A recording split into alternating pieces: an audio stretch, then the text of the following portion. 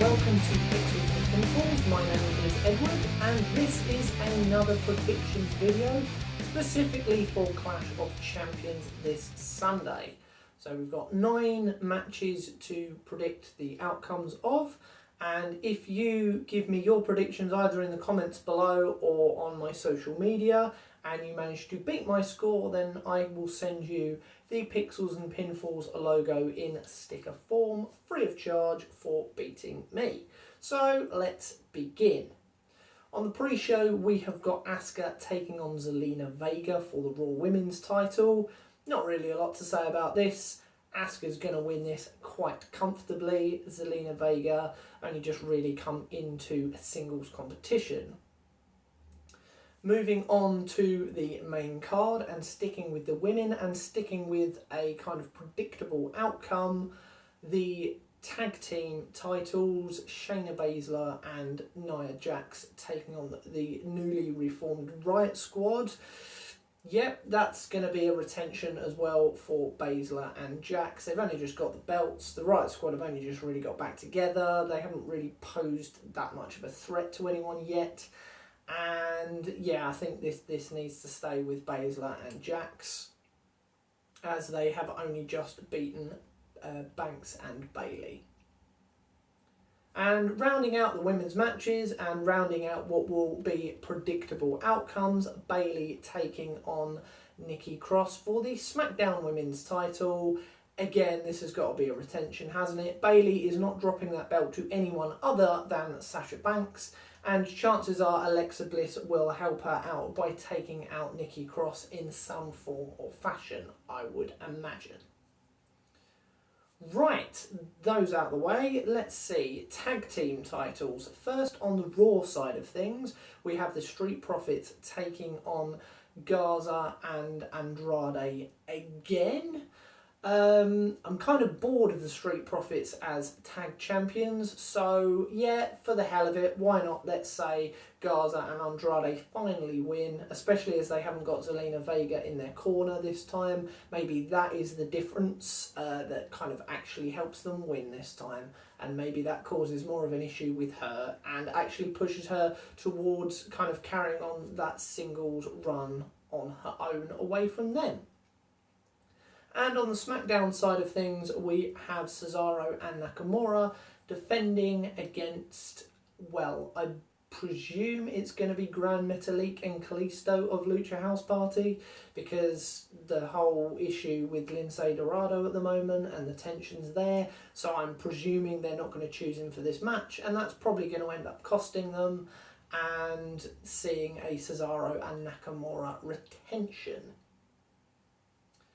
Right, staying with SmackDown, we have what will probably be match of the night, the triple threat ladder match for the Intercontinental title. You have the defending champion Jeff Hardy, the defending true champion Sami Zayn, and you have AJ Styles, the man that won the title in the tournament that there shouldn't really have been because Sami Zayn already had the belt anyway.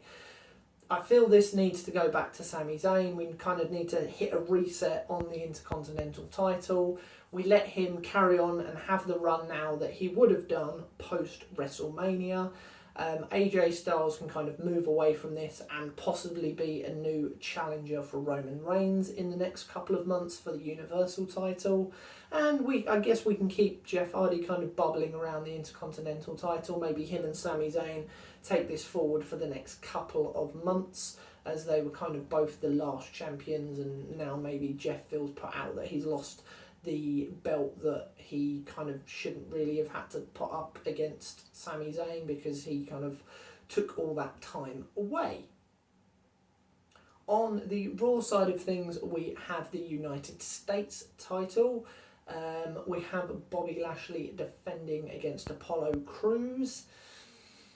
Now, I first thought Bobby Lashley retention here, but what with all the goings on with Retribution and the fact that they had their last match, or their first match rather, on Raw this week, and they seem to be having issues with Hurt Business, that then made me think, well, maybe they cost Bobby Lashley the match. But To be honest, I think I'm going to go risky here, and I'm going to go with a no contest. And it's just a thrown out match because Retribution get involved. And I would kind of like to see then Apollo Crews aligning with the Hurt Business, not necessarily as a member, but seeing him and probably Ricochet as well, kind of aligning with them in order to take on Retribution, to kind of help protect Raw against them and protect that United States title, because I have a feeling that is going to be Retribution's first sort of target. First that, and then potentially the tag titles maybe a bit further on down the line. So for the minute, a no contest. Bobby Lashley obviously walks out with the belt as he was the defending champion. Staying on Raw, we have the WWE title match, the ambulance match. Drew McIntyre defending against Randy Orton, and I think this is where Drew loses the belt. He is very, very injured, or at least kayfabe injured, because of Randy Orton. He also doesn't have to get pinned, he doesn't have to submit, and he will still lose this belt, and it will keep him as protected as possible, but also lose the title, and kind of give that to Randy Orton, especially in this still not really proper kind of era that we're in terms of not having a proper crowd and things like that. He is that more established name and that kind of safer pair of hands. Not that Drew has done anything wrong at all, but I just think they would want to put it on that kind of safer pair of hands with Randy Orton going forward, potentially until like Royal Rumble or beyond, depending on, I guess, when we get crowds back in some form or fashion. And finally, we have the Universal title match, Roman Reigns absolutely annihilating Jey Uso. Now the predictable one, I think it's just going to be kind of a showcase for Jey, just to see what he can do. Maybe he fights Jimmy in the next pay-per-view and annihilates him as well. And this just kind of really solidifies Roman Reigns' heel turn, because he absolutely pummels and punishes and batters his cousin in order to pretty comfortably retain the Universal title.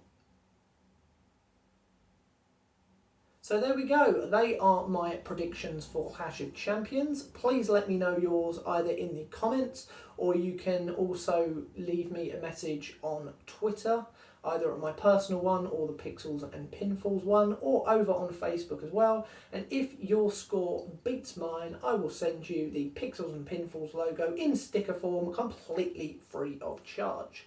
But for now, thank you very much for watching. My name has been Edward, this has been Pixels and Pinfalls, and I shall see you very, very soon. Goodbye. Thanks very much for watching. If you like this video, please give it a thumbs up. To keep up to speed with everything we're doing, you can find us on Facebook and follow us on Twitter. If you wish to support us financially, you can do so over on Patreon for as little as $1 per month. Finally, don't forget to subscribe to the channel and ring the bell icon so that you don't miss out on any future videos. Till next time, we'll see you very soon. Goodbye.